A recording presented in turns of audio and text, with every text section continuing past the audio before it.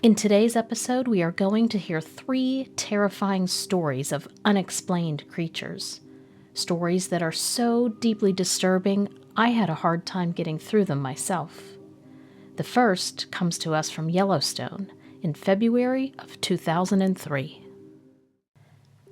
I'm a 30-year-old man living just outside of Billings, Montana, and one weekend in February of 2003, during some particularly great weather, I decided to head out and take the drive over to Yellowstone to spend the weekend there.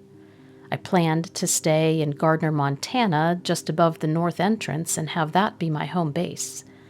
It was a pretty easy drive considering how rural that part of the country is, and so the trip there was actually relaxing for me. The one thing I like about driving is that there is nothing else to concentrate on, and you can relax and just look at the road. Also, I was newly into photography at the time and was hoping to get some great images on the trip. And Yellowstone is a photographer's dream, full of incredible landscapes and wildlife. So I arrived at the park around midday and headed first to the geysers basins. The geysers were amazing to see, but what I really wanted to photograph were the conditions that created them. I spent a couple of hours there and then headed over to the mud volcano area. This is one of the more popular attractions in the park, and for good reason. It was incredible to see and smell the results of all that geothermal activity. I stayed there until just before sunset and then headed back up to Gardner. The next day, I woke up early after a great sleep and headed out, planning on a hike, hoping for some more wildlife sightings. I wasn't disappointed either. The weather was perfect, so I saw bison, elk, deer, and even a black bear. Eventually, I had worked up a good sweat by the time I got to the top of one of the trails, so I paused to take a breather and a drink of water before heading back down again. As I was sitting there, taking it all in, I saw movement down in the valley below me. At first, it was pretty far off, but I could tell that whatever it was huge. Naturally, I originally thought it was just another animal, but as it continued to walk and get closer to me and approached the bottom of the trail, I could see that it was much too big to be anything I knew or could identify. It was definitely hairy and dog-like, but much larger than any breed I could think of. Its black fur seemed thick, and it looked determined for some reason. I could also see that it had a long snout, and it walked in a funny manner. It sort of lumbered with its arms hanging down at its side and swung them when it walked, sort of like a human or an ape. I couldn't believe my eyes as I sat there rooted to the spot in fear as I watched it come closer and closer. I hopped back, crouched down. I thought for sure it would notice me, where I was now crouching behind the big rock, but it never flinched or paused. It just walked right by me, continuing on the trail.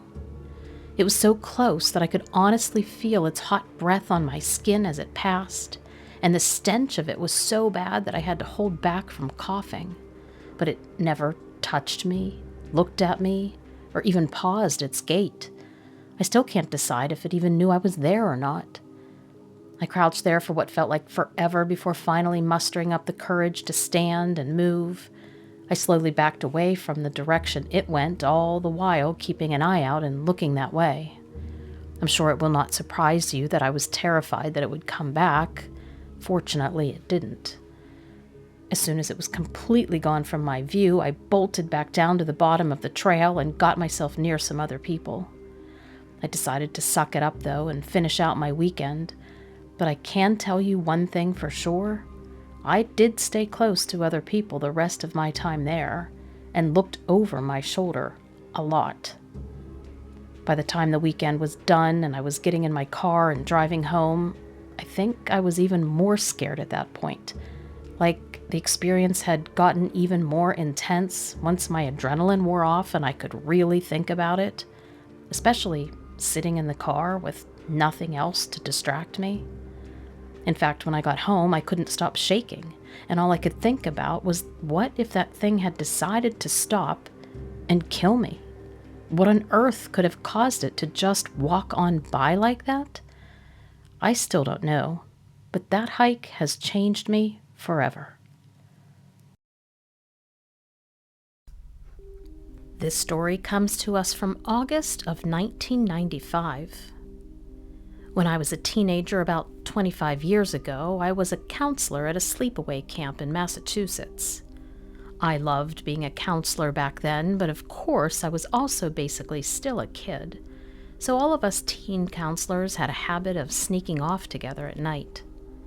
So one night, that summer, we decided to do our usual stroll up to the lake while our supervisors and the camp kids slept. It was about midnight, and there were about 10 of us who joined in the adventure. I went ahead of everybody, leading them all to the lake, planning to swim, excited to be out. I liked showing off that even girls could be daring. I even started singing and dancing along the way. Well, at least once we were outside of camp itself. Eventually, I arrived at the clearing right before the lake and yelled something back to my friends like, "Here we are." But whatever I said, the noise of it at least, freaked something out. And suddenly this screech echoed from beside me and radiated out all over the lake. I jumped and I actually fell backwards as my friends were just making it to the beach to meet me. And then there was another screech, and this time it sounded like it was screaming the word "go," but from this very guttural place. The voice almost even sounded like it was two different vocal cords, both high and low at the same time. We didn't know if we were being tricked by a supervisor or a camper or if something really bad was about to happen. I pulled myself up and stood there, standing firm, watching as leaves moved back and forth ahead of us. And then, from out behind a tree, about 10 feet from us, emerged this extremely tall, thin figure, almost shadow-like. It had to be about 7 or 8 feet tall, but it was extremely gaunt, and it was like it had been malnourished. Even the shadow of its belly showed that it was swollen with hunger. The creature glowed a bit as it stepped into the moonlight. It was gangly, and it had its arms twisted in front of it. Its legs were bowed as it stumbled over towards us, making low grunts, and it held itself hunched over as it got closer. But watching it move towards us seemed to stretch on forever for some reason. I could see its body a little more as it got closer, but its gray color was oddly dark, like the contrast was all off, like it wasn't even part of this world. I could make out something of a mouth, but it looked like there were bits of flesh stretched over it. I couldn't see any eyes yet. I was assuming that they were either closed or weren't even there.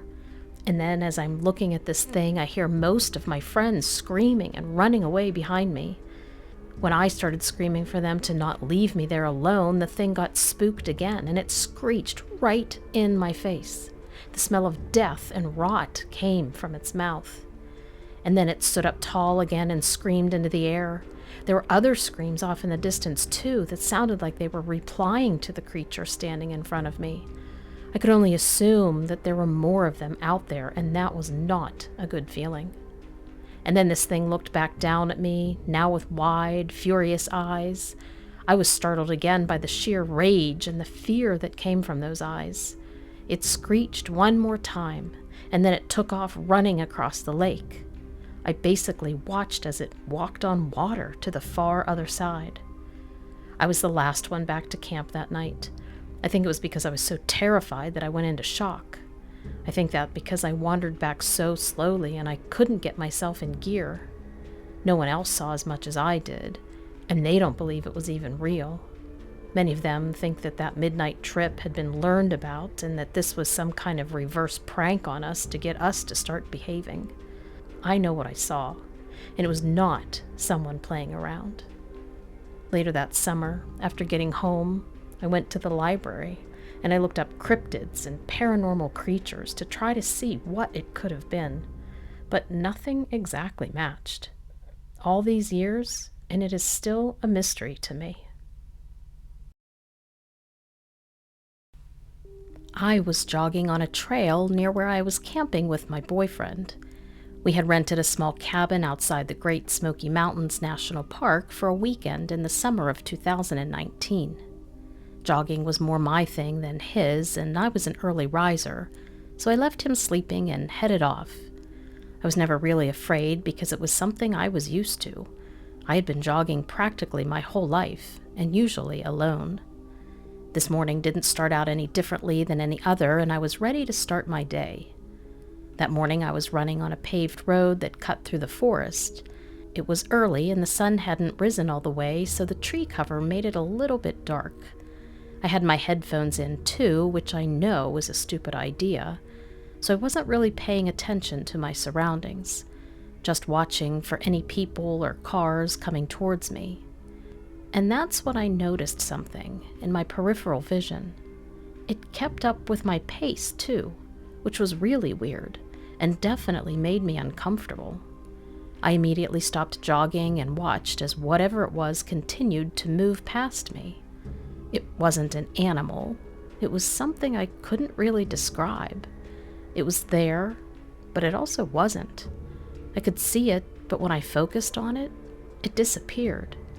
And then out of nowhere, a thick fog began to settle on the road. I couldn't see anything in front of me at all now, and that's when I started hearing laughter and footsteps running around the pavement. The noise surrounded me, seemed to come from all directions. I squinted into the fog and could eventually make out the shape of a young girl, no older than 16, appearing more and more clearly as other small fog clouds rushed by her. She was wearing the same clothes I was, blue shorts and a gray t-shirt, and her hair was long and brown with red streaks in it. She looked exactly like me, but a younger version. I stared at her for a second and her eyes were almost beckoning me into the fog, and then she morphed back into a cloud and rushed back and forth with others running around. My heart stopped as I realized that this was actually happening. This was real. I was really seeing this stuff. I turned back and saw the thick fog behind me too. There was no way to get out of it. I turned forward again and there she was, smiling now. And now next to her was a shadow, and it looked like its hand was on her shoulder. The shadow was a very tall person, and it looked like it was the shape of an older man. His hand, though basically featureless, gripped the girl's shoulder tightly. I froze, watching them both standing there side by side staring at me, and then I just watched as their outlines disappeared. The fog was sucking them in, like it was just zapping them away. Suddenly the road was silent and completely clear, as if nothing had happened at all. I had no idea what just happened, but I knew it couldn't be good. I ran until I got back to our cabin, locked myself in the bathroom. My boyfriend woke up when he heard me in there trying to calm myself down, but there was nothing that could make me feel better after seeing what I saw. He tried his best, but in the end, we just needed to leave. That same day, we left and went back home immediately. We were both shaken up by the experience, honestly, because my boyfriend believed me. He could see it in my face, too. He was always one to believe in weird occult things, but he never really spoke to me again about it, mostly for fear of bringing back the memories of whatever it was.